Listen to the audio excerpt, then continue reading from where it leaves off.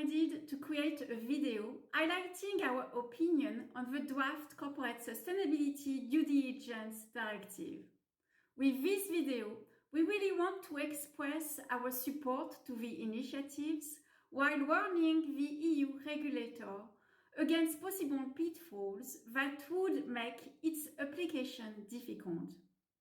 Our goal is to allow companies to adapt their business models in the most efficient way possible. Representing 20 national institutes of directors across Europe, ecoDa's supports the definition of a new due diligence framework and its related objective. At a time when there is growing evidence of climate breakdowns around the world, business as usual is no longer an option. Sustainability, the environment, the climate, but also human rights more broadly must be integrated into every company's decisions and due diligence actions. Improving corporate practices is a must to better integrate risk mapping, management, and mitigation into corporate strategies. It is by addressing adverse impacts on people and on the planet that companies will be able to successfully contribute to a sustainable economy and society. But to achieve this goal, legislative coherence is critical. The due diligence file must provide a harmonized legal framework for companies, especially insofar as many other parallel proposals are being developed, such as the European Sustainability Reporting Standards. If the ambition of the European legislator is laudable and broadly shared by the business community, proportionality, clarity, and unambiguity are required. We have a number of issues with the draft directives, which we expressed since the beginning, and the amendments brought by the Parliament have not mitigated the concerns that we have. First, the draft is full of general notions which are intellectually attractive, but which are very vague, which may give rise to very different approaches between member states and open the way to protracted litigation.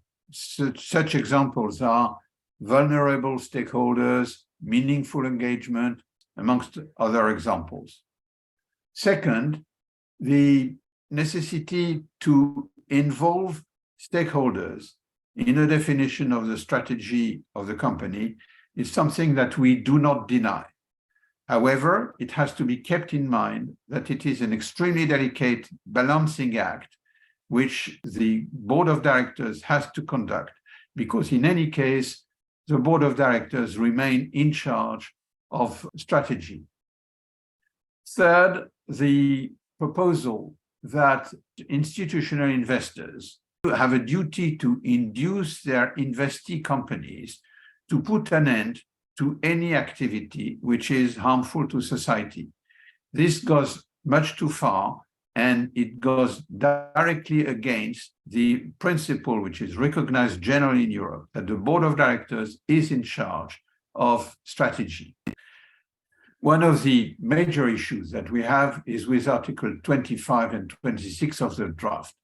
While all member states have a legal setup which ensures that executive and non-executive directors are liable for acts of mismanagement which cause harm to third parties, they reach these goals through very different means and based on different legal concepts, which vary significantly from jurisdiction to jurisdiction.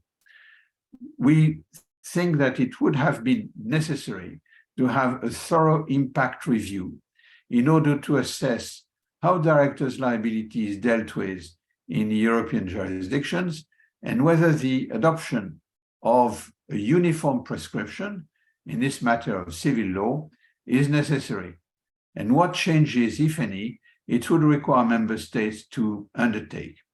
In any case, even assuming that regulating this issue does not infringe the Union's principle of subsidiarity, it cannot be done as a mere accessory to a directive dealing with a specific subject of due diligence requirements.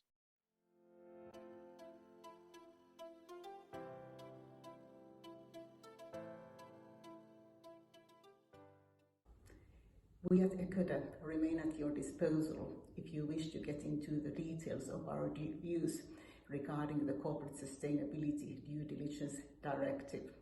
In the meantime, we trust that directors of European companies are working towards a sustainable, competitive and profitable future in the long run without waiting for the directive to be implemented.